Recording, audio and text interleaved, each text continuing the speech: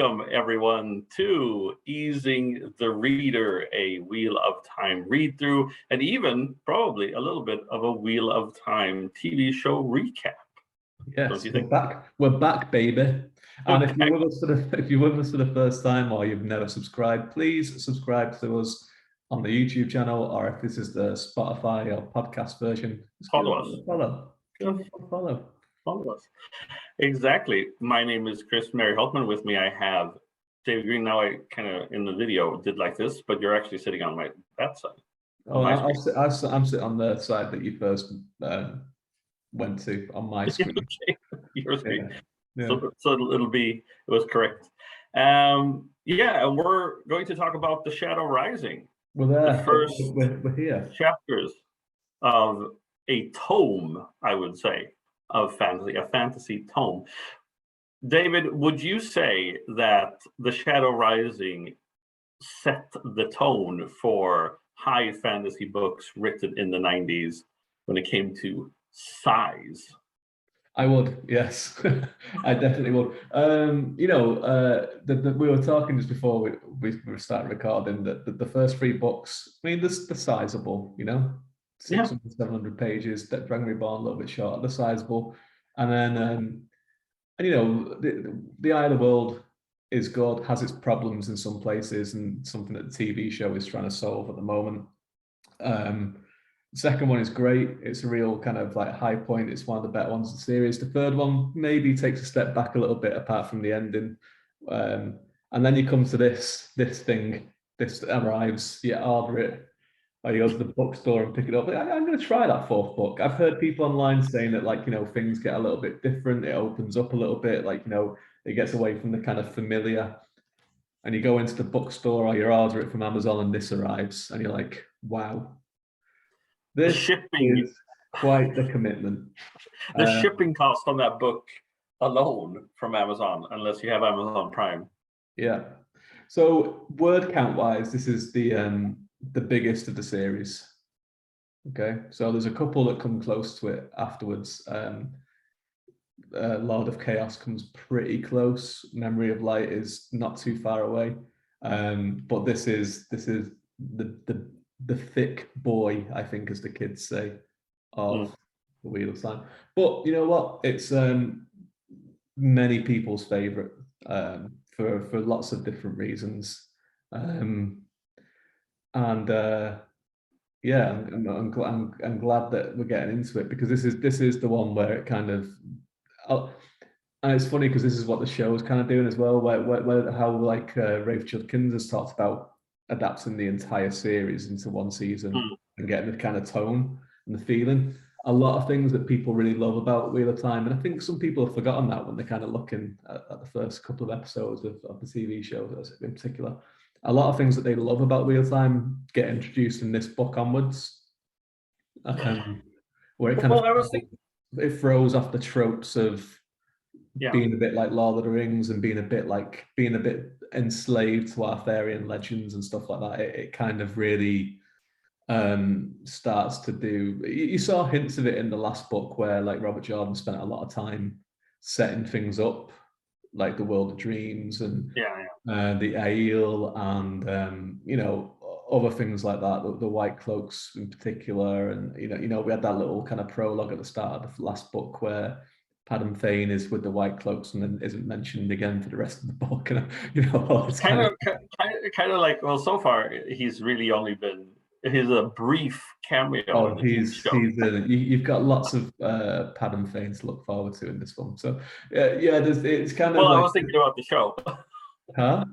In the show. Oh, in the show, no, I'm on the book. Yeah, he's although in the show, when we talk about it later on, he's been in it a bit more than what you might think. Actually, there's a few hints of him knocking about being a bit of a Gollum. No, but in the book, So this one is. I always kind of think that this is somewhere when he was writing Dragon Reborn, a lot of his ideas for where he wanted to take the rest of the series and things that he wanted to focus on kind of solidified. And this is the first book where he's kind of he's found his feet and he's like, this is what I want to do with this. I've got a handle on the characters now. I know how this rule works as opposed to this. I know how this works as opposed to this. Whereas in the previous 3 books, you could still kind of see him kind of working some things out. Yeah. Well, I was thinking about that when I was listening. I mean, if we're going to just briefly talk about some reactions that I've seen over here in Sweden when it comes to the TV, in regards to the TV show, and a little bit in because I think there are 2 different kind of reactions that I've seen. Obviously, you have like the everyman fantasy reader that might have read the Wheel of Time when they were younger, that are watching the TV show now or started watching it. And then obviously it's the fantasy scholar community that talk about it from a different perspective. But at least what I've seen from the TV show is that a lot of people here in Sweden are like, well, they complain about Lan being more of a samurai character than they remembered from the books and stuff like that. But I think a lot of them, I think what they've done is in the TV show is that you have to think about, just like you were saying, if we take Lan as an example, he's a complete character in the TV show based on all the books, basically, Whereas if you're just reading the first, especially if you just read the Eye of the World, you don't really get a feel for what he looks like. Yeah. You don't get a good feel for most of the characters in the Eye of the World other than Ran. No. And that is one of the problems with the Eye of the World, the book, is that it's so Ran-centric that everyone else, and it's something that Robert Jordan struggles with then with Matt in particular, until the 3rd book, where he kind of like, who is this person? What's his character? Because it changes so much in the first in the first 2 books, and that's something that the TV show has done. From what I've seen and from my own feeling on it, is that Matt, they've done a really, really good job with Matt, but he is more of a character than he is in the first couple of books. I would say that Matt is probably the Matt of the 3rd book in the beginning of this series. But he's similar, he's more, and of course, if you stop reading after the Great Hunt, like I did, the TV show isn't going to be representative at all of what you remember from the first 2 books. Yeah. Not only because the pacing is different and you have to put in so much more, but also that the characters are more complete and fleshed out, and that's never discussed, at least. Yeah, sure. Yeah. Because like we'll talk about we can get more into the TV show later on in the show. So what we're going to do is we're going to talk about the book and then we'll talk about the TV show for people that are listening and watching. In case you just want to get straight to the TV show bit, we might put a timestamp so you can get to it if you don't want to hear us talk about the Shadow Rising. But why wouldn't you? But the pairing thing, and me and you aren't the biggest fans of pairing. We're not pairing heads. Which you might change your opinion in this book, because there's a lot of pairing in this book, and it's probably a lot of good pairing stuff as well. But in the books, and it's the same with Matt to an extent, but particularly with Perrin, in the Eye of the World, you just introduce him from Rand's point of view, and it's like, Perrin is big and he's really gentle, and he takes care and he thinks about things a lot. And it's like, well, why? Because he does. And it's like, all right, okay, that's great. And some people are like that, but there's usually a reason for it. And when he leaves the 2 Rivers, it's like, I might as well just come along as well. Let's go. And it's like, okay, good. And it's like, well, you know what? I really don't like violence either. I'm really struggling with violence. It's like, have you ever had any kind of issues with violence before? No, just really conflicted about it.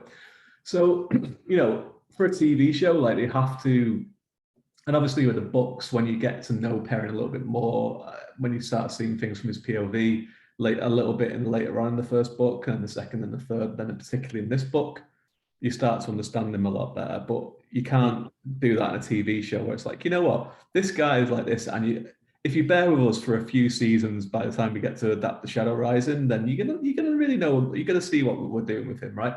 They can't do that. So is there a better way of of showing that kind of thing about why Perrin is so conflicted about violence, and why he wants to take care, and why he's worried about the thing within him than fridging his wife. Yeah, there probably is a better way of doing it, but for a TV show that has a limited amount of time to get something across, like there's only a few ways they could have done that. And the fridge and the wife trope is a bad trope in general, right? And it's something that's been around for a while, and people fall back on it, but they fall back on it on a reason, because people understand it.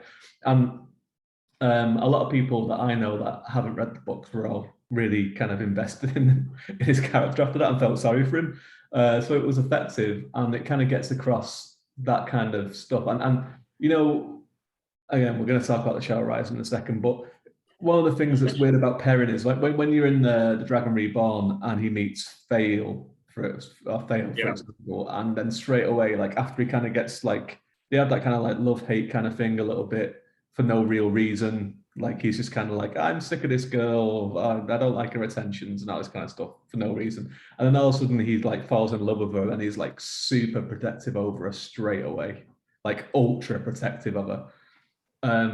This goes to explain that, because when he meets Fail in the TV series, which, let's face it, it's going to have to happen, unfortunately, for people that don't like Fail, and when he meets her, then he starts having feelings towards her. Then you can see that he will kind of want to distance himself because of his wife that he's killed, right? And then when he does finally commit to her and he gets really, really overprotective of her, then that also, you understand that as well. That's because, it's because of his past, right? So it works out well in that regard. However, there was probably a different way of doing it, which wasn't quite as tropey as that.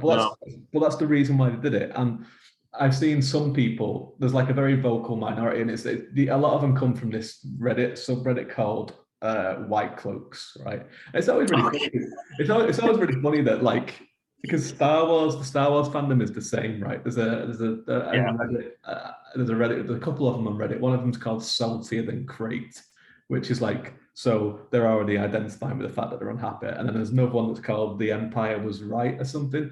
And it's so funny that these people that like hate like diversity and like and like equal like equalism and equal stuff. rights, equality, yeah, equal rights. They always identify with the villains of the thing that they love, right? So a lot of people from this subreddit have like, I mean, they before the thing came out, they were already making plans to go and like review bomb it and stuff like that, and that kind of thing, which is what they do.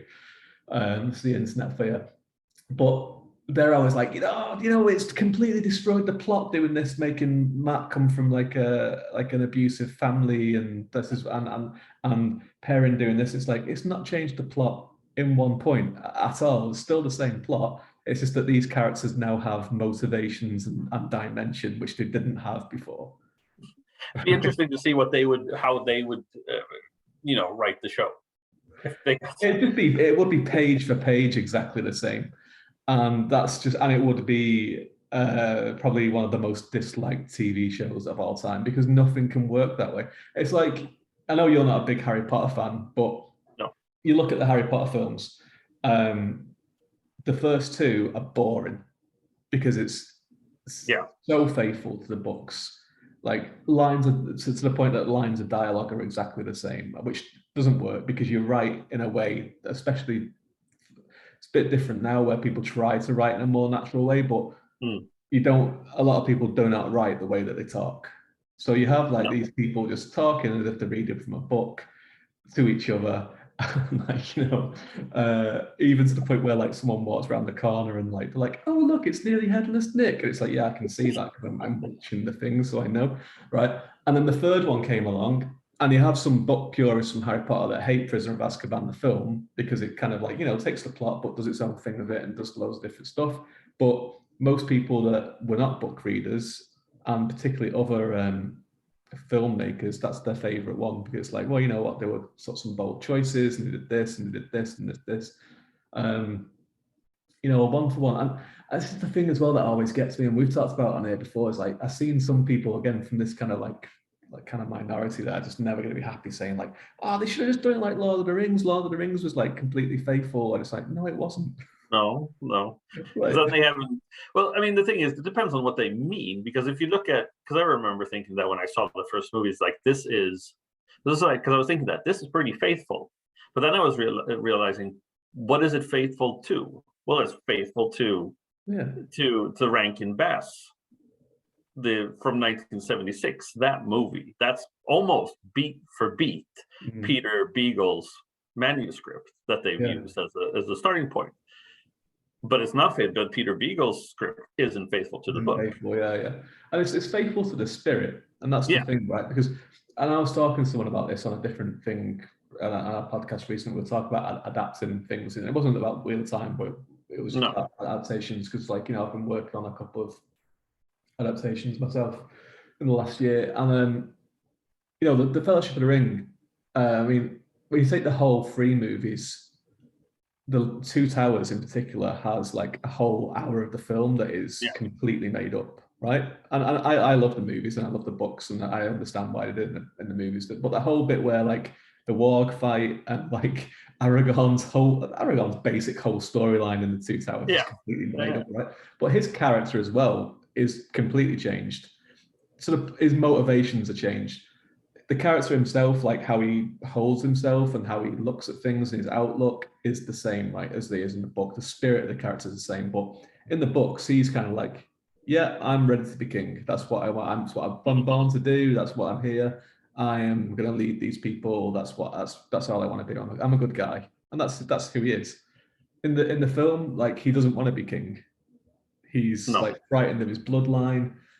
He has doubts and all this kind of stuff. So.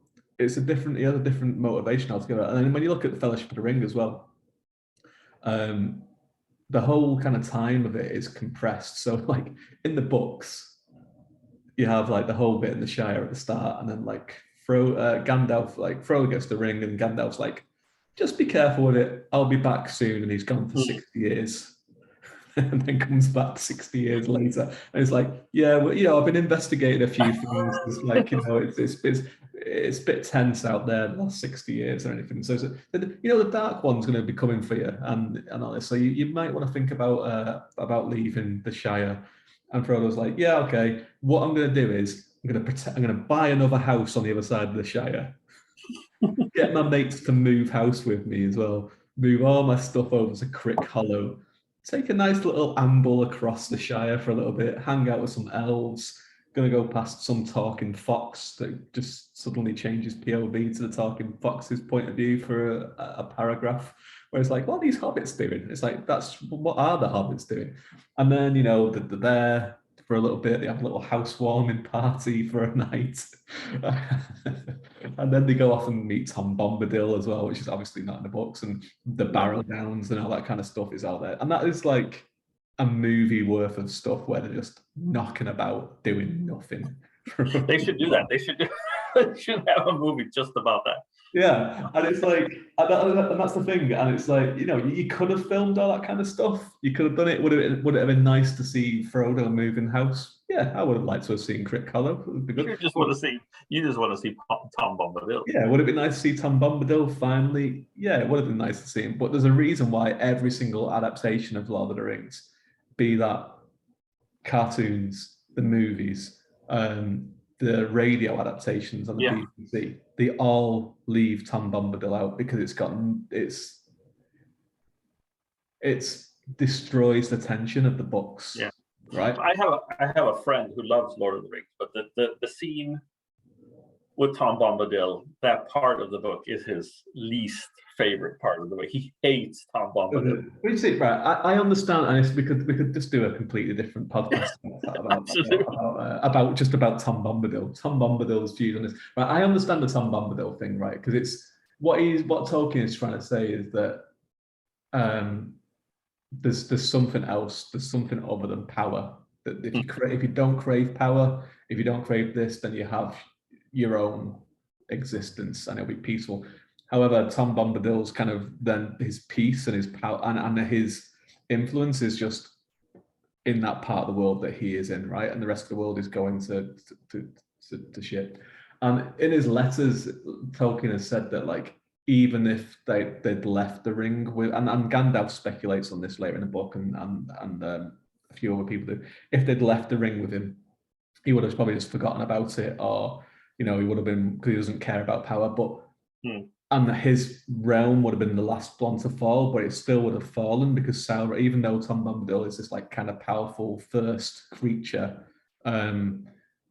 that is almost godlike on a level with like Iluvatar and what have you, he will still fall into Sauron because of like what Sauron is like, because the power would like, his darkness would corrupt him. So I understand why it's there, but when you kind of adapting it into a story, and this is what people need to think about with the Wheel of Time as well, is when someone comes up and says, right, there's a threat, and this is the thing we talk, what I've kind of, when I'm kind of like proofreading for people or doing kind of development edits on books, is when someone comes up and specifically says in a story there is a threat and the threat is approaching, you need to have your characters reacting to that threat immediately.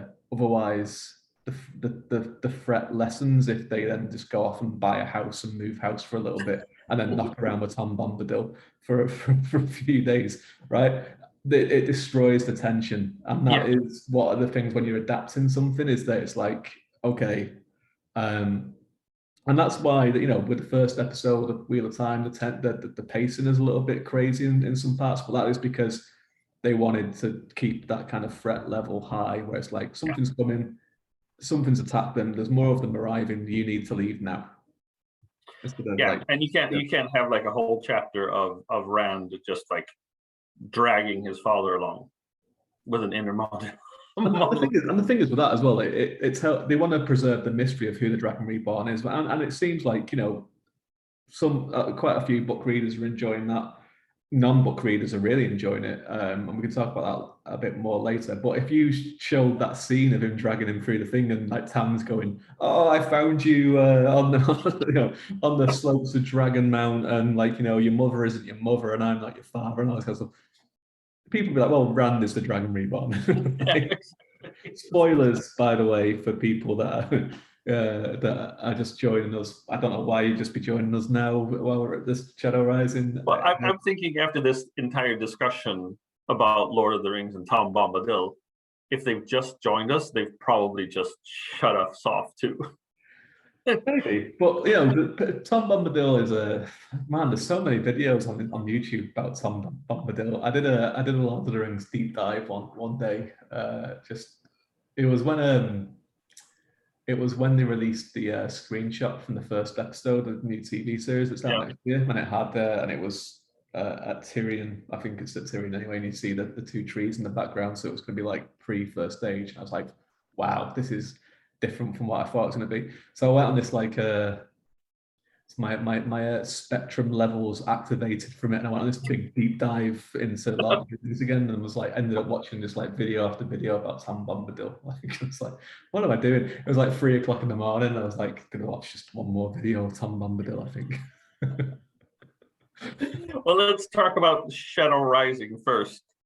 The first chapters, and I was thinking about that when I was kind of like summarizing everything. Like, so we already get in like 8 chapters in, and the first 2 chapters are super long.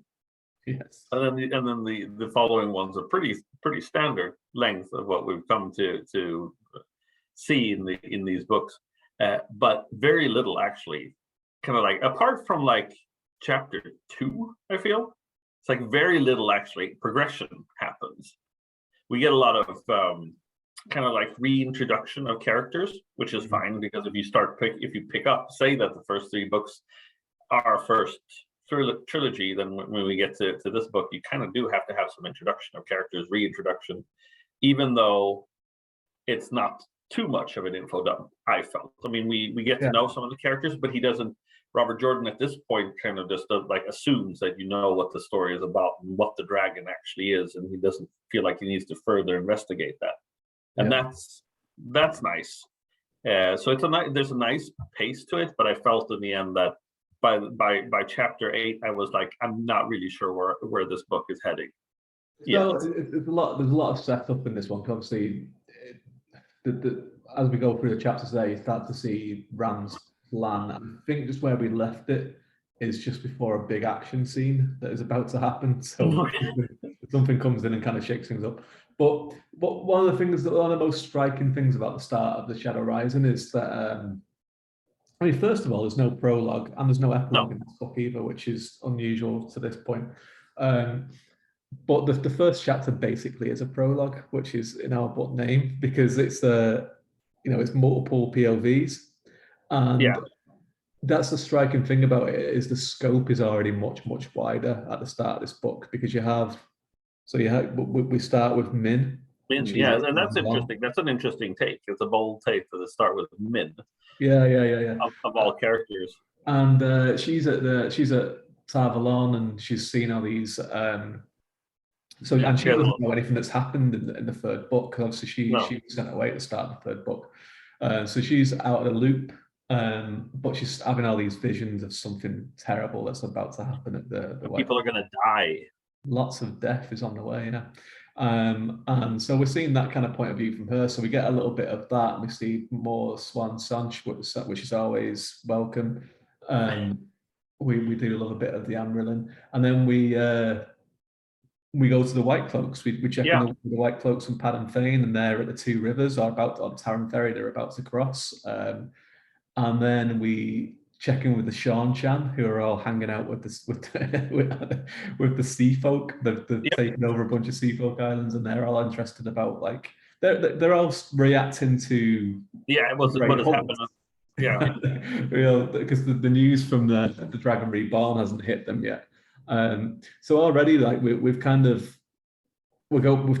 the length and breadth of this world already with these different people that we've never checked in with before from their point of view. So in a way it is like a prologue. Well, it isn't a prologue, but it is, because that's the kind of things that you would do a prologue. And I think the reason why he didn't put this as a prologue and just did it as chapter 1 is because he wanted to get across to the readers that we're not going to be sticking with Rand and Perrin and Egwene and Matt in this book. We're going to be talking about a lot of different things and going to a lot of different places. So. No, I think it was a good first chapter, even though it was there was a lot of information and it was long and stuff like that. But I mean, I did like kind of the exchange between Min and Swan. I like that part. And it's always pleasurable to see the White Cloaks get a little time. You love the White Cloaks, don't you? Well, you would be on r/White Cloaks on Reddit, wouldn't you? Maybe I'll join them. I'll say no. I mean, I like him. I think I like the misguided and antagonist somehow. It's a good trope that you can do a lot of things with without it being, I guess, too tropey.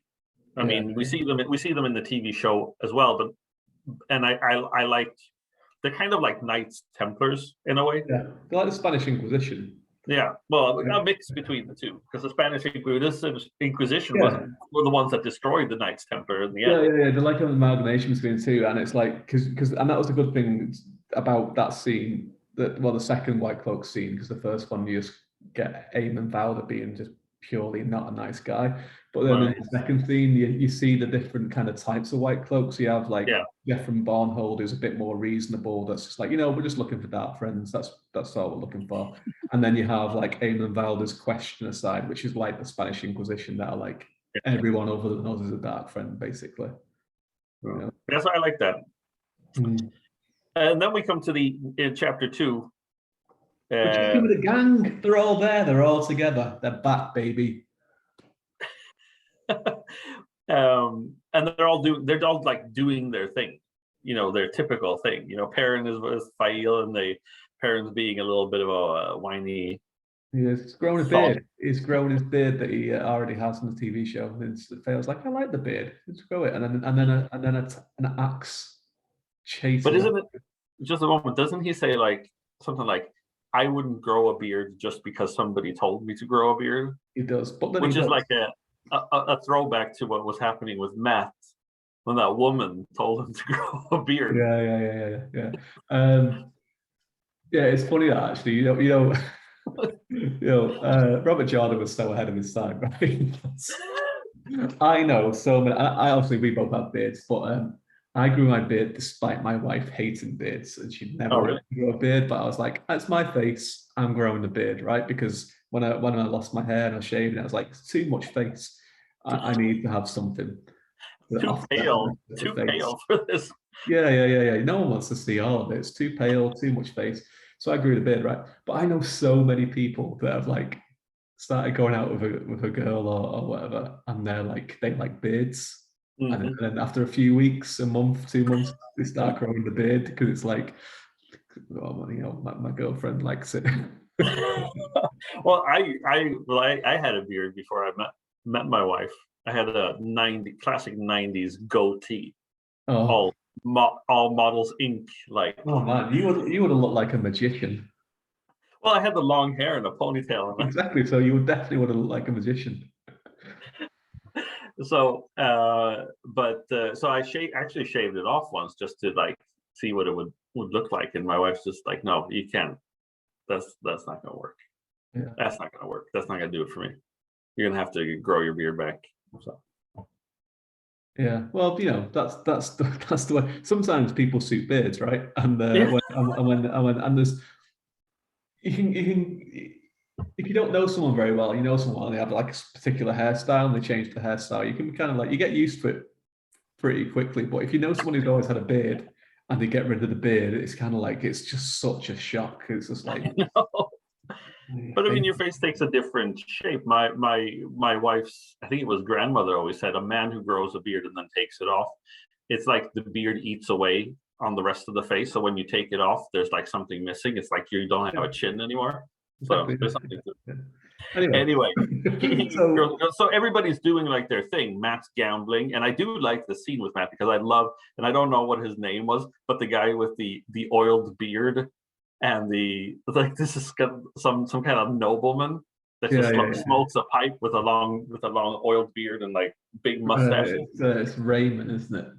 Yeah, and he seems. We haven't seen him before, right? Or is he just like we see a couple of these at the end of the Dragon Reborn when Matt is kind of running through the corridors, and I think he actually fights one of these and knocks them out. I think one of these is the guy that he knocks out with but obviously the thing that you're skipping here is they keep hearing this cock crowing, and as the cock crows, something crazy happens. Yeah. Oh, that's what I was going to just go through all the characters first, and then okay. craziness. Well, sorry, I won't disturb your flow. But it's like I think that this Raymond character, he seems like such a developed character for the little time that we see him. Is he your favorite? Is he your new? He's my new favorite because he seems like so three-dimensional. He's like a fully developed character. Like Robert Jordan just like created this character. Just like I don't know where to put him. I'll just put him here. Yeah, it's like, you know what, I like this guy. I mean, there's a few of this type. If you like this guy, there's a few of these guys that are going to appear at various points throughout the series, and some of them stick around as well. Mostly with Matt. Yeah. So I think you're going to enjoy a lot of Matt's storylines. But I always like this bit where Matt's talking about Maiden's kiss with them. Yeah. Yeah. It's a very nice back and forth, and I think that's why I kind of like the character because it seems like they can kind of shoot the shit with Matt. Yeah. They're like a little bit on his level. They're similar characters almost. Just maybe different dimensions and different parts of the spectrum of that character. Yeah, and then you have some of the other guys that are a bit like Estian is like asking Matt to change to convince Rand not to do his new laws favoring commoners, and Matt's like Matt's like, I'm a commoner. You know what I mean? And anyway, and then Berlane sneaks into Rand's bedchamber, and there's a little bit of sexual tension, or at least from her. You love it. Well, it's actually the first time we see like apart from that one girl in the inn. This is in the Eye of the World. who they talk about later. But this is like the first time we actually see some real like sexual tension, which I thought that it was nice that they introduced into the show. That it seemed like Nynaeve and Rand had a sexual relationship with each other already at the beginning. Yeah, it's funny when we get back to that. When we get back to the TV show, remind me of this because like when I was watching it for the second time, I watched the first 3 episodes and watched them again. And it was like the second time I was watching it, was like, this is like a Cliff Notes version of like Holtman's criticism of the Eye of the World, where they've like taken all your criticisms and gone, all right, yeah, they're a bit too young. Got it. Okay, we're going to age them up a little bit. All right, we're going to bring a bit of that in. Yeah, well, we'd see. That's the good thing. So I'm just giving. Yeah. But like even in this bit, like you're right about this bit with Rand, because like obviously Berlin comes in and she's a very like sexualized character, because that's how she kind of gets.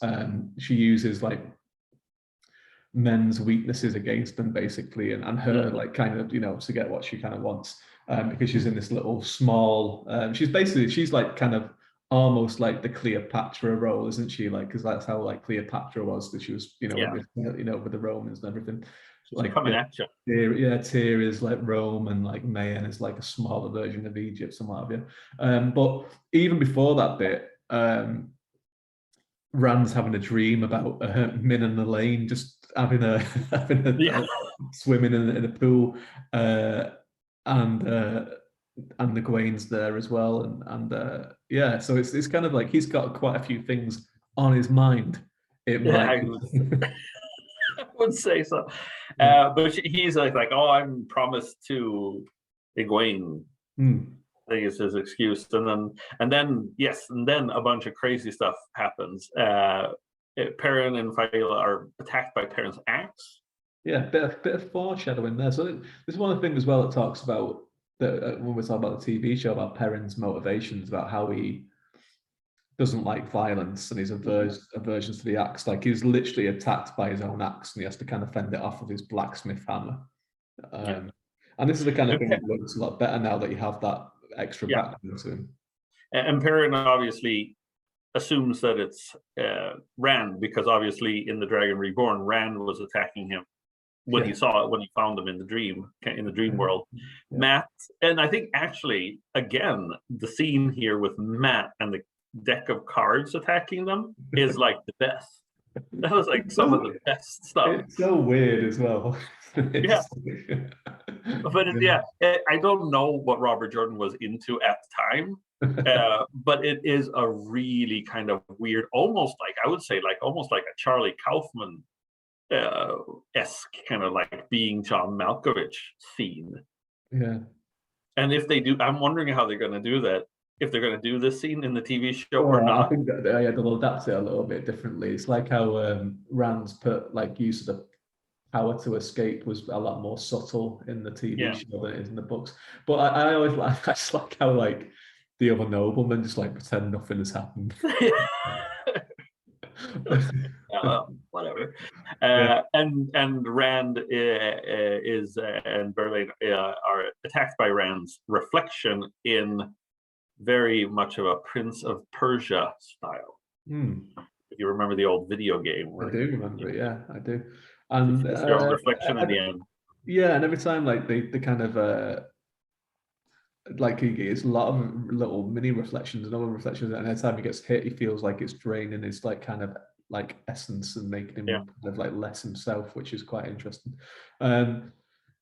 Like it's Berlin's just stood there like just thinking, oh my goodness, what is going on? What have I got myself into? It's kind of interesting as well that like the 3 characters are all kind of attacked by things that they're afraid of inherently. Like Perrin is afraid of the axe because that's his symbol of violence and the wolf side of him.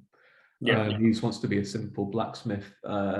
Matt is kind of like he's attacked by his kind of newfound love of gambling and money basically, and wealth, which is not like him, because that's that whole point. That scene, he's talking with these noblemen, he's kind of like listening to them, and he's like, they're talking about like commoners and all this kind of stuff, and that's who he is, but he's just trying to like be above himself in a way, which is not really what Matt is like. And then obviously Rand is attacked by himself, and that's his biggest fear as well. Yeah, it's very well done. I like it. You loved it. I loved it. I did. I came away from chapter 2 with a lot of satisfaction, gratification, Very nice. actually. And then it goes right into chapter 3 where Perrin has to confront Rand because he's just like obviously pissed. It's like, what the hell are you doing, attacking me with my own axe? What are you on about? He's like, what are you on about? You like my new beard? Yeah, exactly. That's what he was. Is that why you attacked me? Because you don't like my beard? It's like, listen, you had it in the TV show from day one. Like, it's fine. Don't worry about it. Yeah.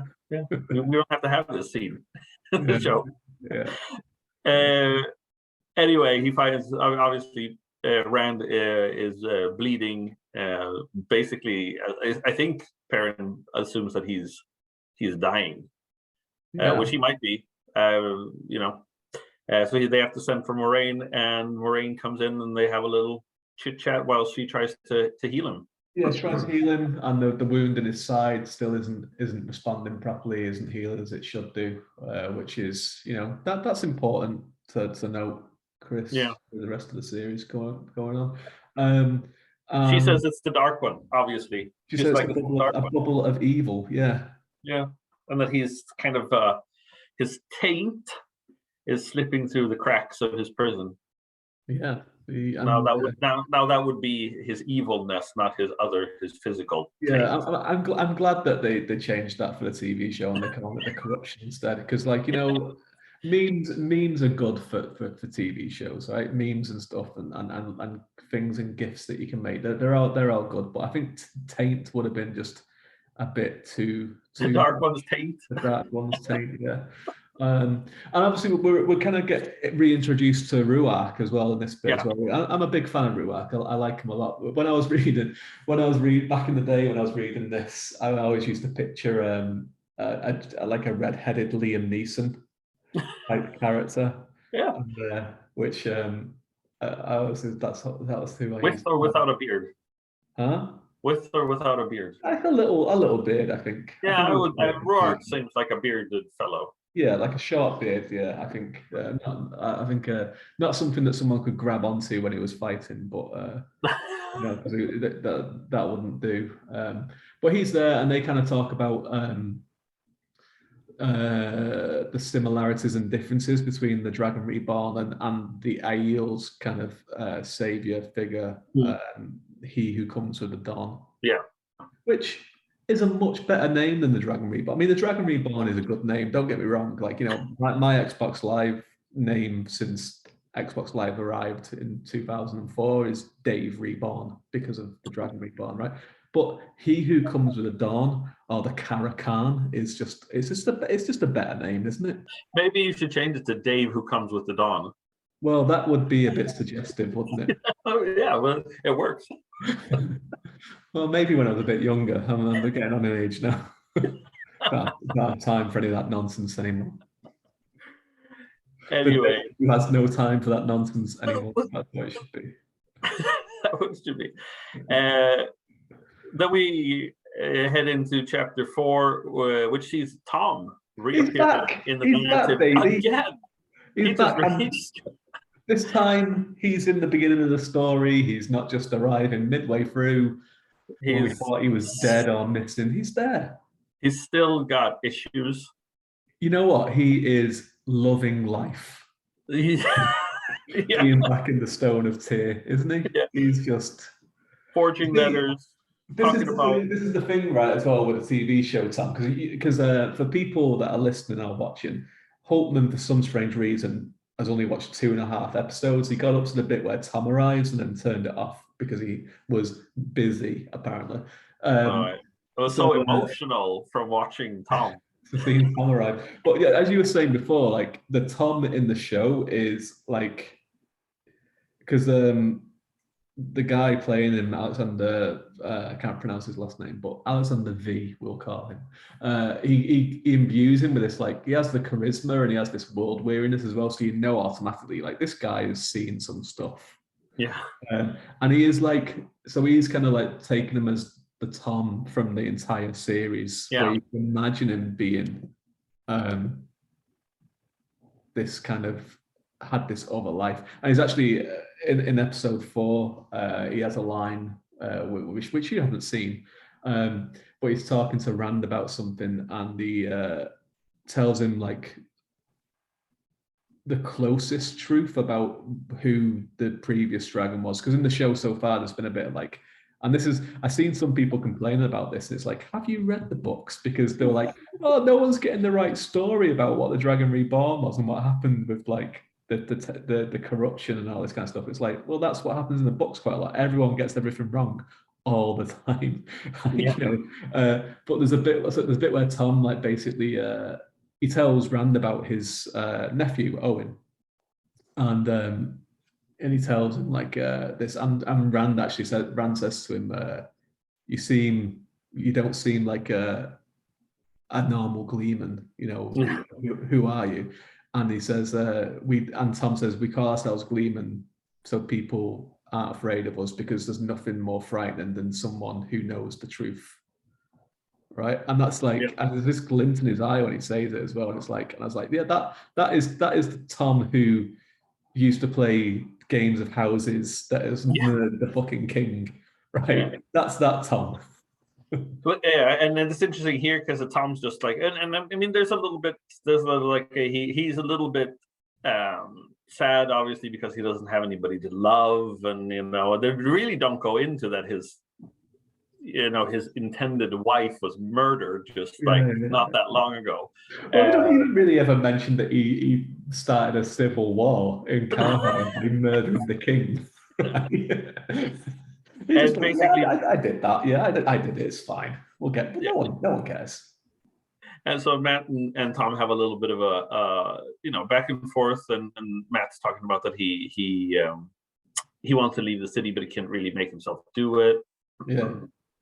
And then we get into chapter 5, and it's about Egwene and Nynaeve that talk about the leads they have, about the Black Aja.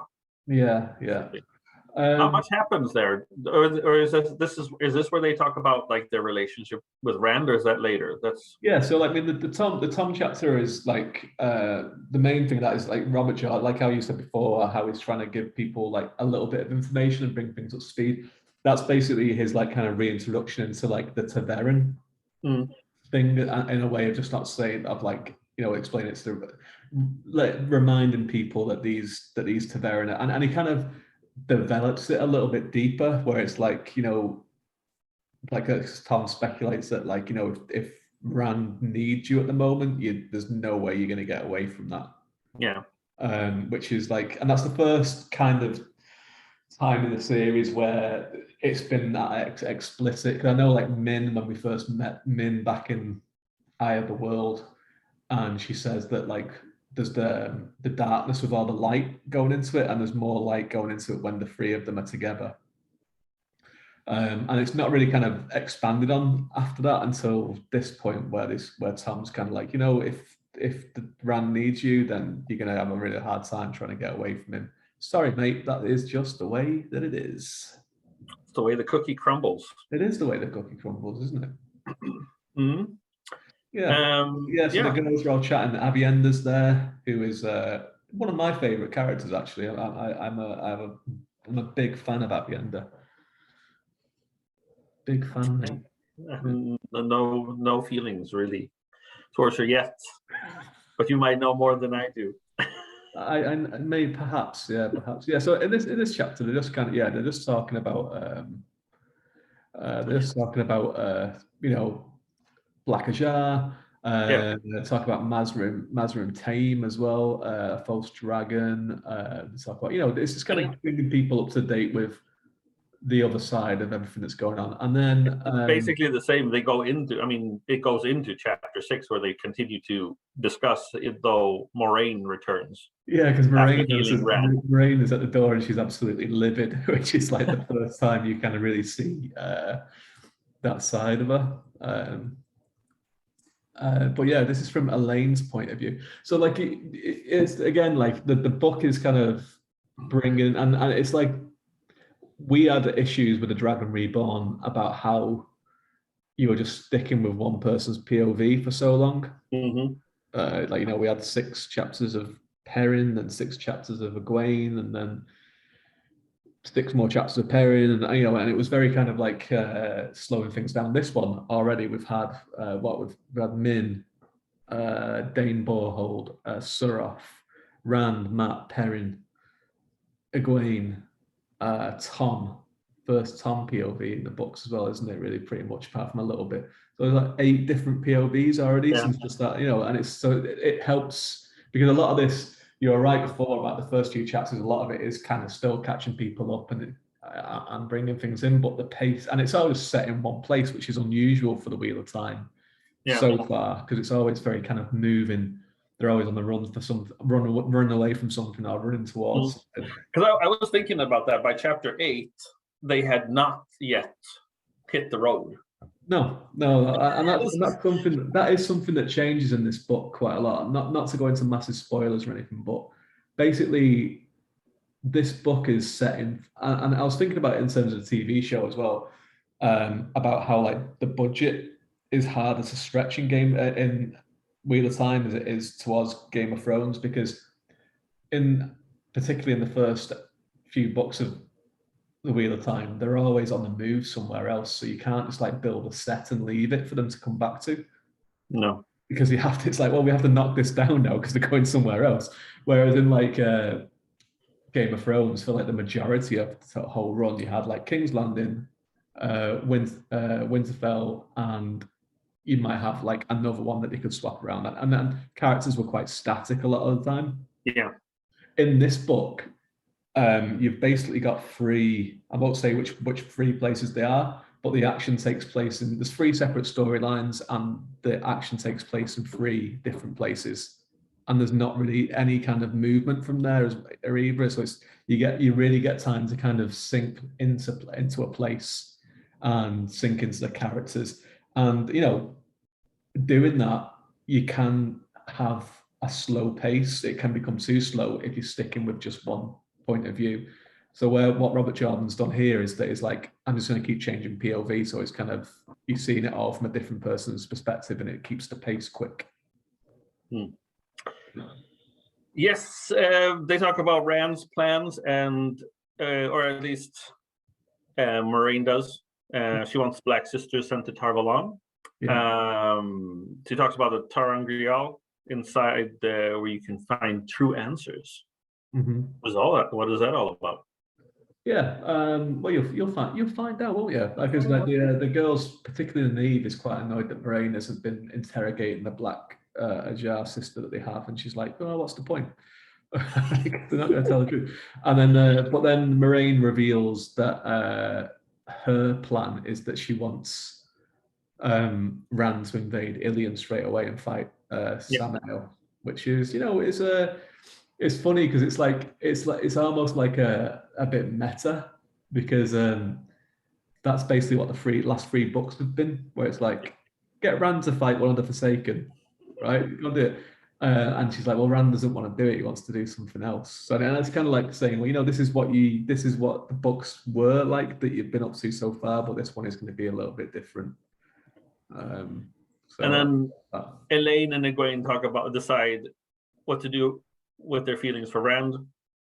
And then we kind of go into the result of that when they go visit Rand, and they talk about, and this is like this I found that this one was kind of like a little bit sluggish. Chapter 7, where they just talk about the difference between Saidar and Saidin. Maybe because before you get into that though as well, you at the end of the previous chapter, you have Moiraine is kind of annoyed that Rand is looking into the prophecies of the dragon himself. Because she's like, you know, there's so many different ways to interpret it, which is like something that we just talked about before, about how people get information wrong. But then she also talks about this twisted red door frame that the Stone of Tyr has, which you can go in and answer questions and get answers to the questions. No, that's so that's something. The Tarangrial, right? Yeah, that's something to remember. And and basically the Black Ajar plan is what they can make out is that they think that they want to free Mazrim Taim, but Moiraine doesn't really think it's Doesn't really. We did miss one thing though. In an We earlier missed chapter, I think. nothing. We missed nothing, sir. What was they were gonna have? Rand. They were gonna have Rand pretend to be a false dragon. Oh yeah, the Black Ajawa, yeah. And I thought that was kind of an interesting plan. They were just gonna like let's say that he's a false dragon. Yeah. Let's plant a dragon that is false, and we'll say that he's Rand. Yeah. I mean, you've got to love a needlessly convoluted plan, don't you? Like you got to love it. Yeah, you have to love it, don't you? Yeah. Well, anyway, chapter 7 was basically, I think what Robert Jordan was trying to do here was trying to just kind of like explain a little deeper how the magic system works with Saidar and Saidin, and there's like a discussion between Rand and Egwene about like what the difference is, and she's trying to teach him how to use it and use it properly, and he's just like, I know how to use it. Don't come telling me I'm the Dragon Reborn. I know. Yeah, this is actually again, not to go into any kind of spoilers, but it's not just. You are right that he is explaining the differences between Saidin and Saidar and how you can use it, but this also comes into the how she can't teach him, or a woman can't teach him, becomes quite important to the plot of this book as well, and the next couple of books. But I always I do enjoy how like she can't. Obviously, a woman cannot have any kind of can't tell when a man is channeling, but men get goosebumps when a woman does. Yeah. And she's like outraged by it. And then Rand pinches the backsides using the power. The cheeky bastard. Yeah. And then, as a slap in the face, Egwene tells Rand that she's no longer in love with him. Yeah, but he shields them from that Saidar as well, doesn't he? And like, and then like melts a load of stuff. He kind of just goes a little bit crazy, doesn't he, for a second? And he's like, it is interesting though that I feel that the madness that they talk about kind of like, I think it's hinted at a little bit in his actions and the way he thinks that he's not completely well. Yeah. There's a bit of King George over him. Yeah, there is. Yeah, and that's the thing as well. Like, because you're not seeing it from this chapter from his point of view, you're seeing it from Egwene's. You can have that reasonable doubt where it's like, is he going mad, or is it just that he can't control his power? Because like after he does this thing where like he shields them and lifts them both up, and then like all these table legs start dancing and the fire gets warmer and things start to melt and books spin in the air and all this kind of stuff, she realizes that like everyone's been saying to her how powerful she is, and like she's got nothing on Rand whatsoever. Like, so there's that reasonable doubt where it's like, well, is it just that he can't control it, or is he actually going mad already? And then kind of like Rand apologizes, and then she says that she can't marry Rand anymore, which we've already got to in the TV show, which is good. Yeah. and Rand says, "Yeah, I get it, because no one can marry the Dragon Reborn." But she says, "No, I don't love you anymore." But like Rand is quite relieved by it. By the looks of it. And then she leaves says, "I want the faithful hands of Elaine." Yeah, I want Galad instead. She said. She just wants.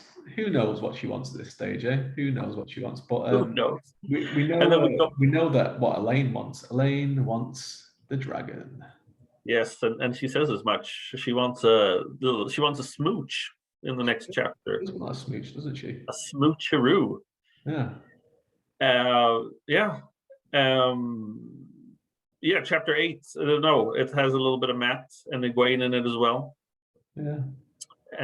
They talk about the red stone that you talked about before, the one that Moraine mentioned. They do. Everyone's kind of having a little bit of this red stone is attracting people a little bit, isn't it? It is interesting. We have a little bit of Rand like ordering some High Lords around and just because it's interesting because all of a sudden like Rand is like, well, he's king, or he acts like a king, or they treat him like a king, the High Lords, and he has to like all of a sudden he has to be like this politician as well. Yeah. He has to be a lot of different things all at once, isn't he? He's like king, a politician, a savior, lover to many women. By the time,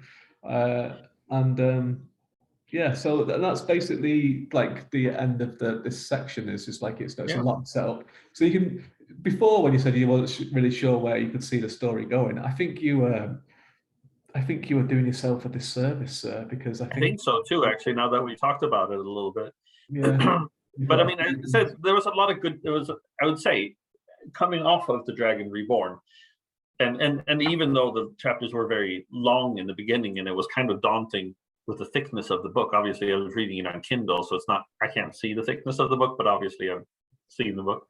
You've read, you read 20 pages and it still says 2% complete. It's like 1%. It's like, I guess that's the problem with reading ebooks, is that you don't see the progression as well as you see it when you read a physical book. And to many, I know my wife was never a big reader, but then she read, I think, The Eyes of the Dragon by Stephen King, which is his, like, actually a very decent dark fantasy story. But there, like, a chapter can be like a paragraph. And she felt that was kind of a nice pacing, because it felt like you were actually progressing somewhere and it was going faster. And now she reads like the Outlander books, where a chapter is like, well, the Outlander books are on par with Robert Jordan. They're big now, aren't they? Yeah, they're big books last year, especially. It's interesting. Like, different size chapters is a good. It's interesting not to do them all not to be uniform about it. No. And I think in previous books he kind of was, and he would have that kind of thing where you'd have these two chapters that are split by like a character walking into a room, and then like a scene from a movie, a scene like in a play. Whereas now, like, he kind of seems a bit more confident just to go, you know what, this chapter needs to be longer, so I'm just going to go with a longer chapter, and then this one needs to be a little bit shorter. And I think that's one of the big differences with The Shadow Rising, is that he seems a lot more confident about the material and a lot more confident about what he wants to do with the material. I think it's very evident when you read The Shadow Rising, it could easily have been started out like The Great Hunt or The Dragon Reborn, with just like the same kind of like, these are the characters, these are what they're doing, this is what the dragon is, with like a whole info dump that way, instead of doing it and not even giving us, we're not even getting the entire story, like all the things that have happened before, and that's fine here. So it's no, it's good. I think it just feels like, obviously it's never been YA or anything like that, and not anything bad about YA or anything, because YA is fine, it's good, it's got its place, and there's lots of fans of it. But this book, even from the first chapter, it feels more, there's a greater maturity to it than there was in the previous books. And I think, and it's mad. Like, it's mad to think that this came out a year after the Dragon Reborn. Right? Dragon Reborn came out in 1991. This was 92. And it's like, man, he must have been working hard. But even then, like, I know he had like, by the time Eye of the World came out in 1990, he had that written, and he had most of The Great Hunt written as well, I think. But in the space of 2 years, he brought out The Eye of the World, Great Hunt, Dragon Reborn, Shadow Rising. It's like, well, that is quite a successful rate of release there. Yes. But it could have been, because I was thinking about that, and we can transition into the TV show now too, is that I think maybe the publisher realized that the first books maybe aren't as strong, so we need to release them quickly so that people don't lose interest. Because had it been, say you'd had Eye of the World, Yeah. and then you'd have like several years, 3, 4 years until the Great Hunt. People might have actually lost interest. Yeah, I think so. I think, yeah, 'cause I do think the Great Hunt is really, really strong, and I don't think it would have been that much of a problem after the Great Hunt for people to kind of still be invested, at least for a few more books. But definitely Eye of the World, because I think the two big problems of the Eye of the World in terms of like hooking people in, and this is something that the TV show is trying to solve, is that it's very like Lord of the Rings at the start, which is a positive and a negative, depending on how you look at it. And the ending makes very little sense. Yeah. Someone who's new to the series, to the point where, like, Robert Jordan kind of retcons it himself in various ways. And some parts of it just don't get explained at all. Right? Well, I mean, and then I'm kind of like maybe spoil a trick of the trade, but I mean, both you and I do a fair bit of writing for other people. And when you look at people's outlines and they have stuff that doesn't make any sense, I usually have kind of gotten into a point of just like where the characters themselves kind of comment on it. Yeah. Instead of doing a whole big rewrite and going back and rewriting a portion, just saying like, yeah, but that doesn't really matter in the end. The character says as a way. Yeah, like, a lot of times it's like people just don't understand like the consequences of something, and it's like it always reminds me of the Merovingian speech in Matrix Reloaded, cause and consequence. It's like, I drank too much wine and now I must piss. But that is like that is a thing to bear in mind, that if something happens, there needs to be a result from it. And that's one of the problems with the end of the Eye of the World, is that so much stuff happens in that last 100 pages of that book. You have the battle at Tywin's Gap. You have them finding the Eye of the World. You have two Forsaken showing up out of nowhere. You have the reveal of who the Dragon Reborn is. Padan Fain. You have Padan Fain. You have Rand's showdown with Balsamon. You have Rand appearing at Tywin's Gap. You have like seeing somewhat a male channel for the first time, like explicitly channel for the first time, and have to try and explain that. You have the World of Dreams. You know, all this stuff happens in that last 100 pages, and it's a lot to kind of, and that pacing of that book is so odd, because you have like the introduction of, and we've talked about it before, and this is why the TV show has really streamlined it and moved introductions of characters around. Because in the first part of that book, you're introduced to every single chapter. It's like, someone else has arrived at Emmons Field. Yeah. Let's see what they've got to say. And it's like Tom telling a story, Padan Fain telling a story, Moraine telling a story, and then they leave. We don't see the attack. It's kind of like a kids show. It kind of is, yeah. And then it's like, and then there's a bit of like a breakneck pace for a little while until they get to Shadar Logoth, and then they all go their separate ways, and then it slows right down where people are kind of on the road and they're traveling, and Matt and Tom especially, Matt and Perrin especially Matt and Rand especially are like going to different inns and doing different, sleeping on the road and sleeping on bookies and this and that. And it's really kind of slows down, and then they all meet again, and then they're like, we need to go to the Eye of the World, and it's like breakneck pace again to the end of the book. So when you take the TV show, this is funny, when I saw like a few kind of like of the critics, like people that would review. I saw some people's reviews that like, I looked at like the review history, and it's like they review like political thrillers and documentaries, and they're reviewing the Eye of the reviewing Wheel of Time, and like have no idea about any of this kind of stuff, right? And their only touchstone is Game of Thrones and Lord of the Rings, right? Yeah. Which is very, very different. But they were kind of talking about the pacing, and it's like, I've read 14 Robert Jordan books plus Newspring multiple times. Don't talk to me about pacing, all right? Like, don't get into pacing, but yeah, the TV show, so it tries to streamline that, because the big problem with the Eye of the World, and again, it's, some people might, at the time in 1990 when they wrote this, they specifically were like, we want people that read Lord of the Rings in the 50s, 60s, and 70s that have fond memories of it to pick this up and go, oh yeah, I get this. This is like Lord of the Rings. I remember that. I loved it. And then, you know, ease them into it, ease the reader, and then change into its own path, right?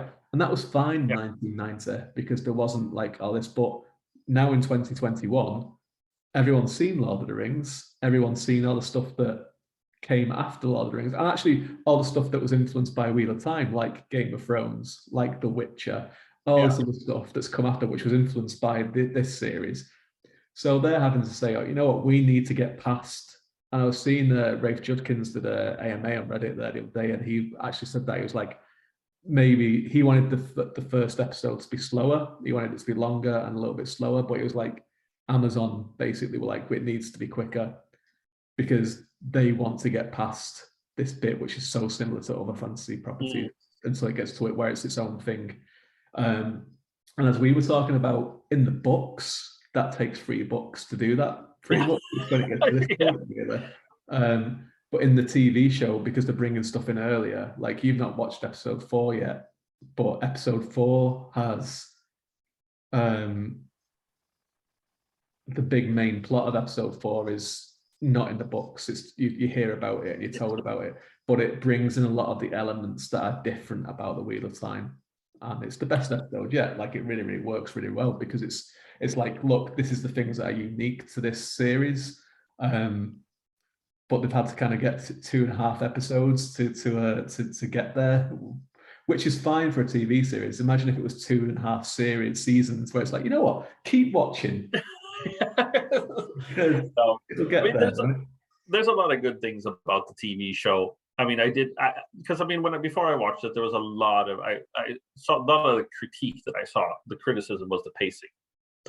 And I thought that some people who had seen, obviously, as I said, that I've been looking at a lot of different groups in different places and different comments. I mean, most of the negative ones are the ones that comment on Amazon Prime on Facebook, at least the Swedish Amazon Prime, where they give it a lot of critique. But I mean, the pacing and that they get to Shadar Logoth way too quickly, for instance. With the pronunciation of it in the show caught me off guard a little bit, because I'm used to when they talk it on the audiobook, they call it Shadar Logoth, where they kind of said, "What is Shadar?" I think that's just Daniel Henney's accent as Lan, because he's one of the kind of talks. Yeah, because he's I think he said Shadar as well. Yeah, I think they're just going from that though, because he's the first one that kind of mentions it. And yeah, that's true. What I noticed about him, which was interesting, was that obviously he's American. He's American Korean, like, you know, he's Korean, but he grew up in America. He has an American accent, but his accent in this isn't bland English. He's kind of gone with like Korean speaking English accent, which I think is a really nice touch. And then so that he would he kind of draws out the A's quite a lot in a lot of his stuff. But I think that's a nice touch in the whole show, that everyone kind of has different accents. It kind of brings that melting pot thing after the break in the world's go. Although in some bits it's a little bit, no one's ever really noticed this, but that I've mentioned it, that I've seen, is that obviously like Josje Stradowski, who plays Rand, is Dutch, and he kind of just speaks with his Dutch accent in a lot of it. But Michael McKellen, who plays Tam, is Irish, and he just uses his Irish accent. Well, I mean, the thing is, I don't mind it. I'd rather it. No. I prefer it that it is like that than everyone just trying to put on the same English accent. I like it. I mean, I like it. I don't mind it at all. I mean, what I don't like is, for instance, if you see any Will Smith movie and he still talks like he's the Fresh Prince of Bel-Air, no matter what time he's in, what his profession is, anything, which throws me off. But I mean, I like the pacing in the first one because, I mean, to me, it's just like, yeah, they have to get out of the Two Rivers in the first episode. They can't wait for all the things to happen. Yeah, yeah, until so I mean that was fine, and I mean in a lot of ways the first episode was exactly what a first episode should be, with the action, introduction of characters, and of course the classic monologue at the end of the show to yeah, yeah, close yeah, it, just yeah, like they've done in Hell on Wheels, just like they did in Rome, just yeah, like they did in Deadwood. It's just yeah. like the same formula, and it works. Yeah, yeah, no, that's the thing, and I think we were kind of talking before. Like, I think you know, for the 4 episodes now that I've seen, like I would kind of there's a steady progression of quality across the whole board. Like I know there's been a bit of wonky CGI in some of it, and I've seen Rafe Judkins talk about that the other day, saying that like COVID hit them really hard in terms of CGI, so they're not getting it all done. But then in the 4th episode, the quality of it is, but they do something with Logain about how the madness is shown, and it's brilliant. Like the special effects are superb in it. But I think the first one is the weakest, and I would say like the first one is a 6 or 7 out of 10, and the second one is like 7 or 8 out of 10. The third one's about 8 out of 10 as well. And this fourth one is like 9 or 10 out of 10. It's brilliant. It's really, really good. But the first one, as effective as it is for a pilot and for getting you into the story and for getting out to Two Rivers, there is a lot of signs of studio interference with it, where they've said this is how it has to be. It has to be this length. It has to be this. It has to be this. It has to be this. And I can see when looking at some of the reviews from some places that maybe aren't invested in fantasy, or mainly people that aren't invested in fantasy, which was a kind of a weird move, I thought, from Amazon, where they were just sending out, and Netflix was the same with The Witcher last year, where they were just like, we'll send this to Cosmopolitan, we'll send this to Paint magazine, right, that don't have a readership for fantasy and don't have the people reviewing it are just like, I don't know what this is. I've watched Game of Thrones. It's nothing like Game of Thrones, or it's too much like Game of Thrones. Yeah. And they kind of give it a poor review and whatever. But some of them were talking like, the characters aren't developed very well from the first episode, which they're not, because there's no time to do it. They're kind of like, this is the character, this is what happens, this is what they're about. This guy's got red hair and this is his dad. This guy's got an abusive family. This guy's married. And that's all they could do. And then it's when they get into those further characters, episodes, they're able to do that. But it's funny because a lot of these people kind of say like, Game of Thrones was able to do it. It's like, no, Game of Thrones was like a very slow story for the first 2 seasons. Like, and that's why you got to know those characters, because it was on HBO, and HBO were like, we do our own thing. We had Deadwood, where people would just be sat in a bar talking for 20 minutes in a scene. Like that's what we did. Well, I mean, yeah, and look at Apple Plus, for instance. If you look at like a show like Ted Lasso, that has like one. Have you seen? Yeah. Ted Lasso. Yeah. Well, this has one episode that is just about Coach when he's out on a drunken haze, and his reaction is probably the best episode of the entire show. And to dare to do that, I think. I mean, that's special. And I understand if Amazon didn't have the chance. And that's the problem with The Boys. I love The Boys, although I do think that they could have been gone a little bit further with it, because I was a big fan of the comic book before. And then they've done a lot of unnecessary changes, and there's a lot of like political criticism that has been taken out that could have been kept in. At least for the American, government and stuff like that. But that's a different thing. But I wish Amazon maybe would have been given a little bit more leeway to that, because like the same. Have you seen Mythic Quest? No, I've never seen that. It's one of those things that I was like, you know what, I really should watch this, because it seems.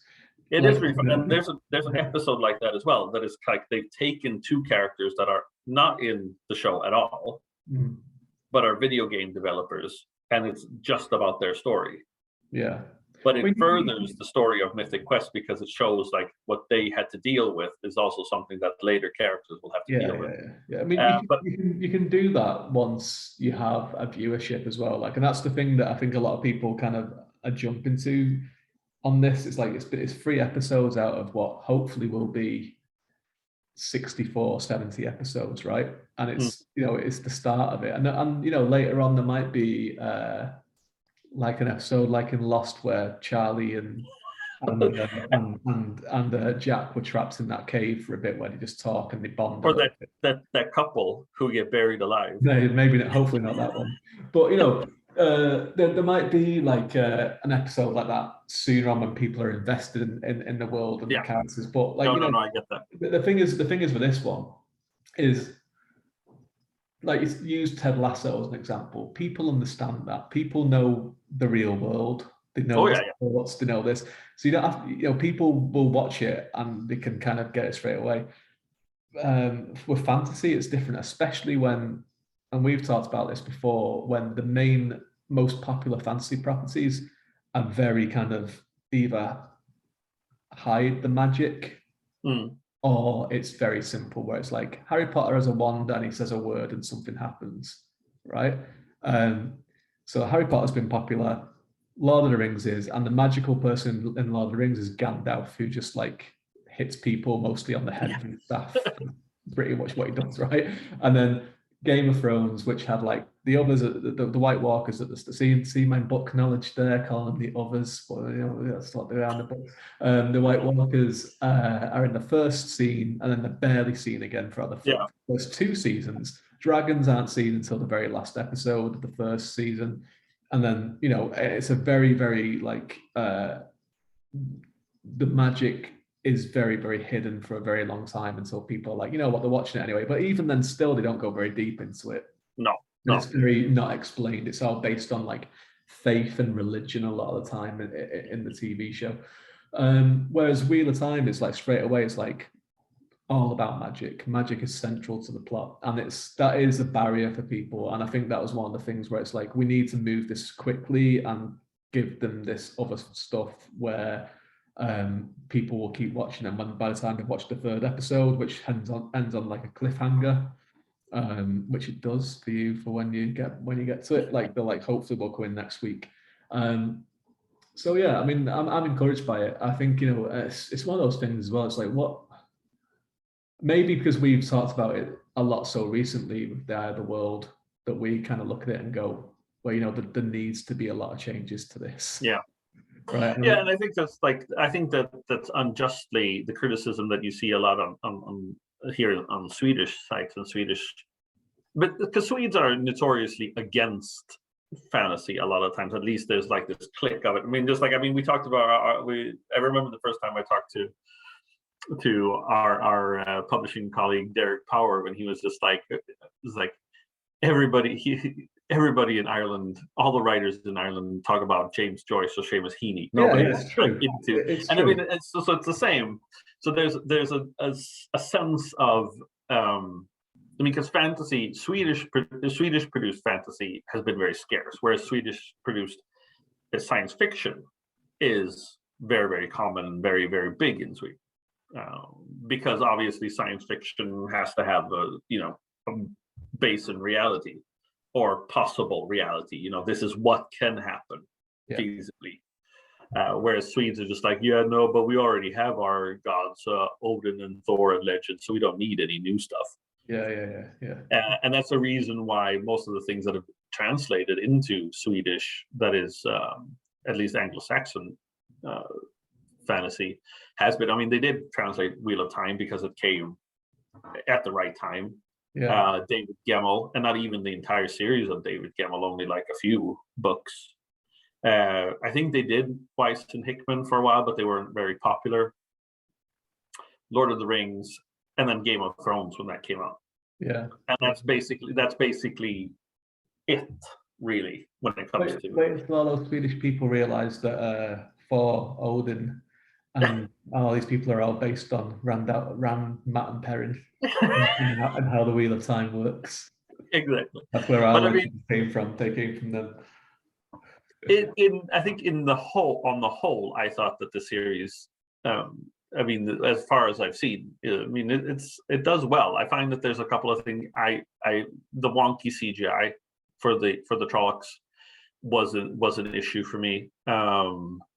I think kind of like a little bit, not the costumes, but I think like there was something about like the set and like how things were kind of like produced a little bit, seemed a little bit cheap to me. But it once they kind of moved on in the series.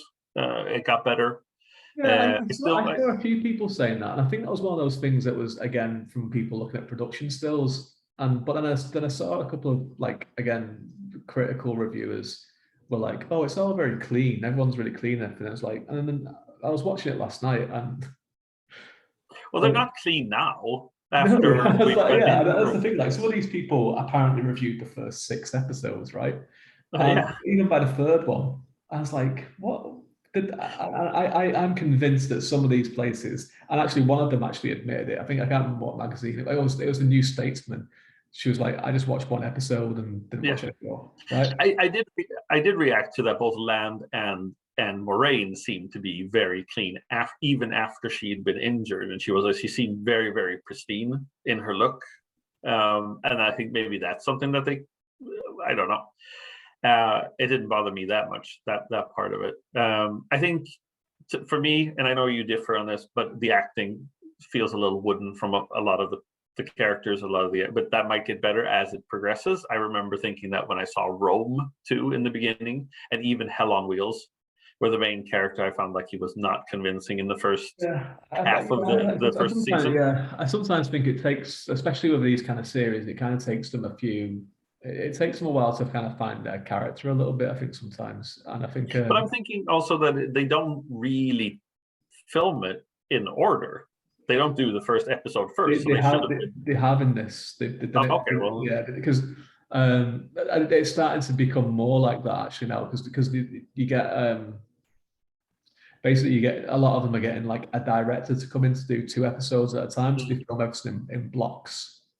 So you had the first director for the first 2, and then 3 and 4 was a different director, 5 and 6, 7 and 8. And obviously with that is like, it's a lot of that is worked around actor availability as well. Like, yeah. And that's why some characters are left out and some ones are moved around. The problem with that is that you might get a director that is very, very good visually and very good at certain things that may not be as good as working with actors. Yeah. And that might have been the case because, I thought the acting was fine for the first couple of episodes, apart from one person in particular. But then across the board, I thought the acting was better in episodes 3 and 4. And that might just because, they've got more time to spend in the world, they're a bit more confident because, it's a young cast as well, so an experienced cast. But it also might be just the fact that the director that they got in for 3 and 4 is better at working with actors than the previous one, right?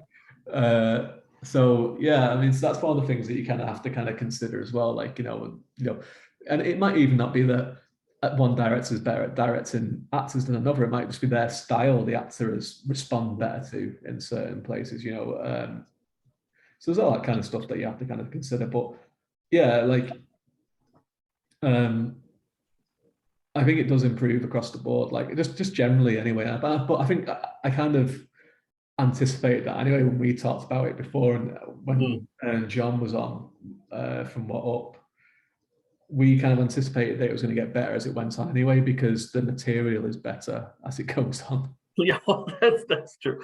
But I mean, as a whole, I think they've done well. I mean, I think that some of the criticism that I saw, I mean, apart from that part, there was other people who had watched it that didn't like the acting, but also, and then this is a really weird criticism, they found that the background music was just standard tropish fantasy music, and I don't know what they're expecting.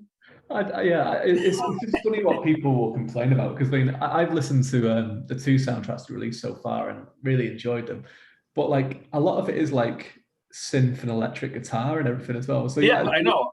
So you've got people that are like, and it's all like sang in the old tongue and everything as well. So you've got like some people going, "Oh, it's too different. It's too different from what I was expecting for fantasy." And then other people are like, "Oh, it sounds like every other fantasy." It's like, what are you? How can that be? How can those both? I can understand some people saying that it's too different because, yeah, you generally don't. I like that. I like it though. Yeah, I like it. I like that they have some electric guitar in it. Yeah, I do, because the thing is as well, like, it's set in our future.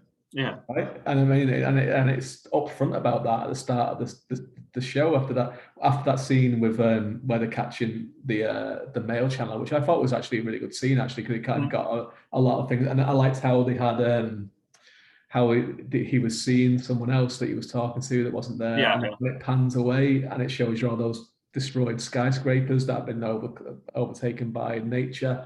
It's very upfront. It's like, this is set in the future. So like electric guitar and synth, it needs to have that little bit of a. And I reacted to that they were, and I can see that people have been criticized that, but I mean, because I thought of it, because when Tom sings, and even when they were dancing at Beltane, at in the beginning in Two Rivers, it sounds very much like country music. Hmm. And that was because of the Tom song. That's like, that could be Hank Williams. Yeah, I like that. I like that though. I think that was it's a really good song actually, and I liked as well though. It's like it's singing about Lews Therin as well. Yeah, the dragon. Like, and I thought it was quite good. well, it's not like the guy in Skyrim that sings what dragon. Yeah. But I like the you need to finish watching. But you need to watch the next 2 episodes. But like Tom is so good in it. Like he is just.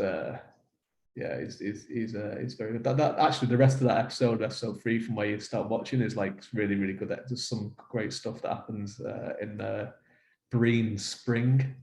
I liked how obviously that's like there is a Breen Spring in the world map, but they never go to it. I liked how obviously it's a standing place for like a few places that emerge together, but I do really like how they call the inn the Four Kings Inn to bring in stuff from everywhere else. But no, yeah, I like that. I saw a few people saying that like it's too there's too much like old technology and new stuff in it, and it's like, well, that's the world that they live in. Like that's in the books. Like only because Robert Jordan doesn't like one of the few things that he doesn't go into explicit detail on talking about like how things look. He hints about strange buildings all the time. Like he talks about the Tower of Genji when you see it, and it's like some kind of metallic thing that's like unlike anything else. They talk about White Bridge, how the bridge is made out of some material they don't understand. In this book, when Min goes to in Shadow Rising, sorry, when Min goes into the Amarillion study, and she talks about how the material that surrounds the window is from like a city that was destroyed in the break-in, and no one knows where it was and everything. There is all this kind of weird stuff, and there's a bit, and it's not a huge spoiler, but there's a bit in this book where later on where some of the characters go somewhere, and it's like a museum, and there's a skeleton of a giraffe there, and then in this like case there's a Mercedes-Benz emblem in a case. Mm-hmm. Right? Mm-hmm. So it's like it's there, like it's part of the texture of the world.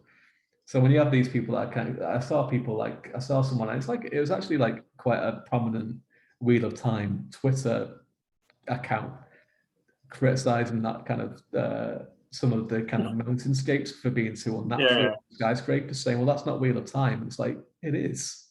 Like that is Wheel of Time. It's there. It's part of the texture of what it's all about, right? And but then I still see some people that like when people say that, like, it's set in our world and it's like in our future and our past, and people get really angry about it, and like, no, it isn't. It is. Like, there's Robert, like, Tom talks about like Mother Teresa and like Queen Elizabeth. Like it's crazy sometimes. I just think sometimes people just they want there is a subsection of people that wanted to hate this regardless, but and they're just finding any reason to not like it, but then but then they're kind of criticizing things that are in the books as well at the same time. It's quite amusing when they do that. Yeah.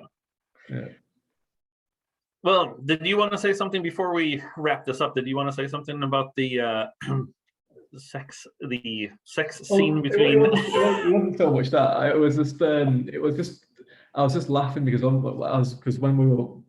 I watched it for the first time I just watched it for like pure kind of entertainment, and then the second time I was kind of like just paying attention to things a bit more. But then like a lot of the things that they kind of changed or accelerated or merged together, it was making me laugh because a lot of it was just stuff that like your specific criticisms of the eye of the world that were like, these people are too young, they're too naive and all this kind of stuff. And like these people, and particularly the Rand and Egwene thing, because you're always kind of like, is there a relationship there? Like, why are they so like, all this kind of stuff? And this like goes like, yeah, they were in a relationship. It was like an adult relationship, and it's they've parted ways, and like, they've aged them all up, so like they're a little bit more aware of things that are going on. Yeah. And then what was the other one that was like one that was a big one of yours as well that I was kind of laughing about?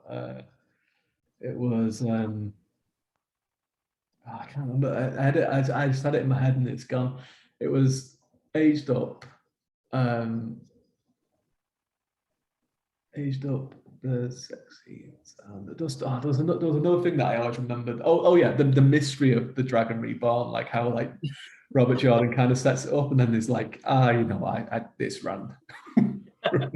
Like, and then the show have gone like, let's actually do this mystery and just like develop that a little bit more, because that could be quite interesting for non-readers. So it's like, it's almost like they watched your criticisms carefully and was like, yeah, well, we're gonna specifically just sort of solve all that just for Chris Hultman.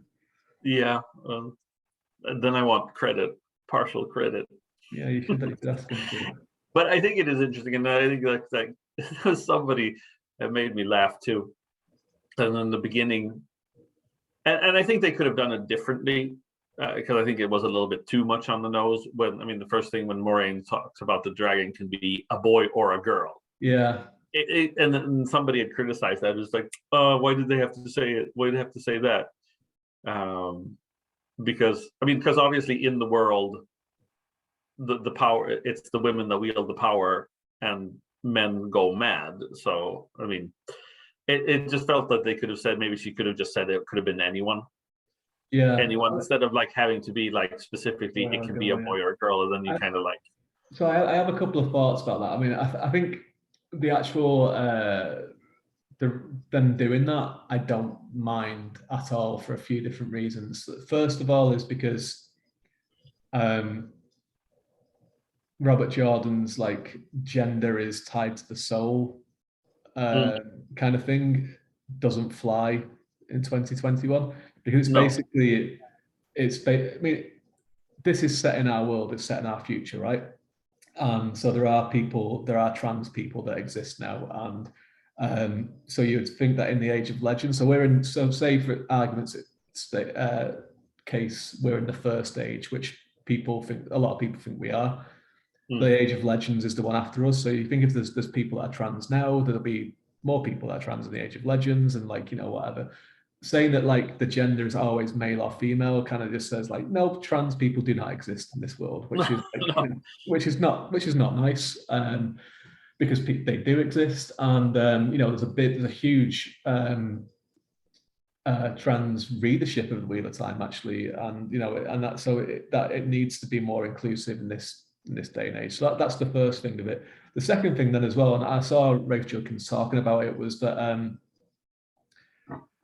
he wanted to play up to that whole point in what is talked about in the Wheel of Time quite a lot in books, where people doubt information quite a lot. Where like, well, this news, but I'm not sure if it's right, and it travels here and it's different, and it travels here. But you're saying that like the thing that no one doubts is the prophecies of the dragon. Everyone's kind of like, yeah, that's exactly what they were. That's exactly what they were. And people interpret them differently, but everyone kind of says like, this is where it is, so it must be this, right? And so we wanted to bring in that a little bit more, where it's like no one completely knows the truth. So it's like, could be male, could be female, or whatever. Yeah. So I get all that. I understand that, and I'm all for it, because I think the dragon, whoever the dragon is in the book, it's going to be the same person in the TV show, because there wouldn't be a story if it wasn't, right? Because if it ended up being a female dragon, then they wouldn't go mad, and then there might be other problems that they face, but they wouldn't have that thing where they might, so that's fine. But that actual like kind of prologue bit in the TV show really looked to me like it was a reshoot, that they were just kind of like, we don't know how to open this, because I've seen them Rafe talk about this, that there was a few different ways that they were going to do it first, and A script leaked as well, like where it was going to be seeing the prophecy from when Rand was born on Dragon Mount and everything like that. But obviously that would kind of give away the mystery as well. So I think it was one of those things where they were just like trying different things, and then this was the one that was just like one of those things where it's like the studio was kind of like, we're just going to do this. Because and the reason why I think that is as well is because they actually even released that clip online about 2 weeks ago for everyone to see. So I think it's because they probably knew that it wasn't a strong opening, so they were kind of like, just put it online so people are already used to it. I mean, because I don't have anything against that. I mean, I know that people do, but I just feel like the wording could have been differently. That they could have just said, yeah, I think so. Yeah, I just think the instead of- execution of it, the execution of it of that thing wasn't great. I mean, they could have even just said then, right? or whatever. But it just very much felt like it was okay. We need to. It was one of those things where you get notes on stuff, you know. And I think it's one of those things where it's like it needs to say this, this, this, and this right off the gate and just get into it.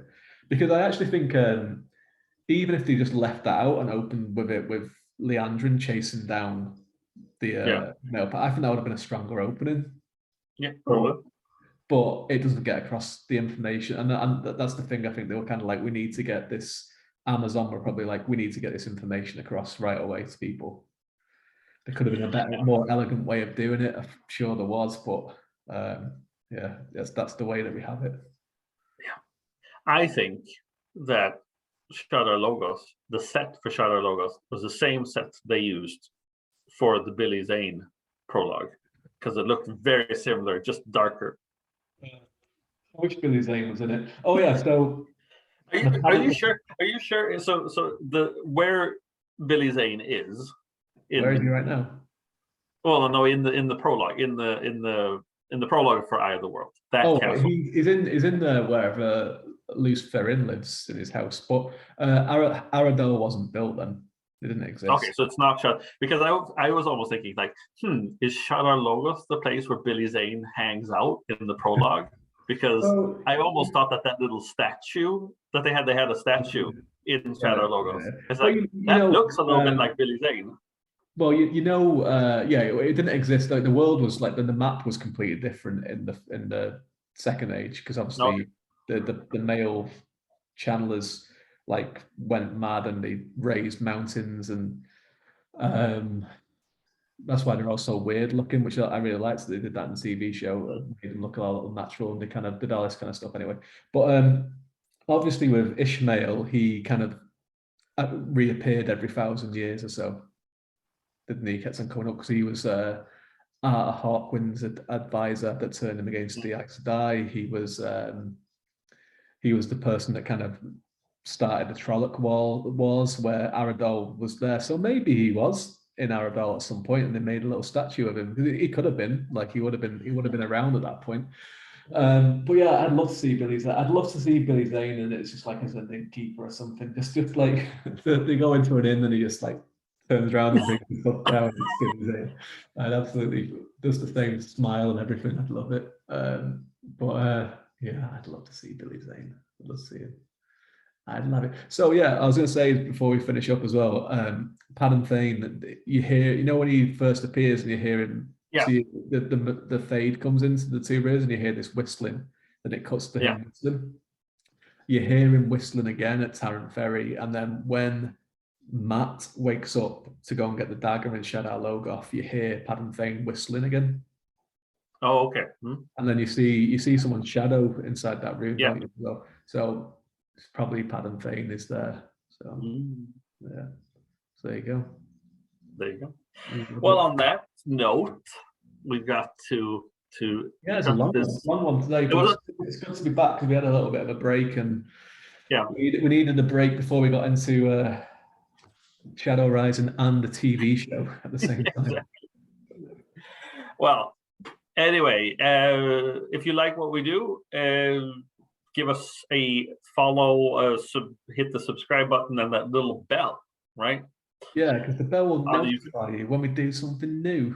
Yeah, we'll and follow us on Spotify or Apple Podcasts, wherever you find your podcasts, you'll find us. leave a comment if you like. Some people do, some people don't. That's quite true. Tell us which is your favourite book in the Wheel of Time, and tell us what you think about the TV show. Yeah. Keep it civil. If you don't like it, there's no need to start saying it's destroyed the whole world and leave 1-star reviews everywhere you can see. You can just say it's not for me. Don't enjoy it. Because the thing is, like, if people go, because this subset of people that are going around review bombing and stuff, if this TV show isn't successful, it's not like Amazon and Sony are going to go, you know what, we'll just do another one in 5 years' time. No, nothing else will happen with the Wheel of Time after this. This will be it. But if this is successful, there'll be spin-offs, there'll be other things, there'll be video games, there'll be all that kind of stuff. And maybe one of those things will be for you. Yeah, and if it's not successful, then they're not going to do a David Eddings TV show. That's what we really want. That's what we want to see. We want to see the Belgariad. 12 seasons for $10 Expand the Belgariad. Exactly. That's what we want. Yeah, that's what we were working for. Definitely. Well, thank you. And for David Green, my name is Chris Mary Holtman. And what do we say? Until the next turning of the wheel.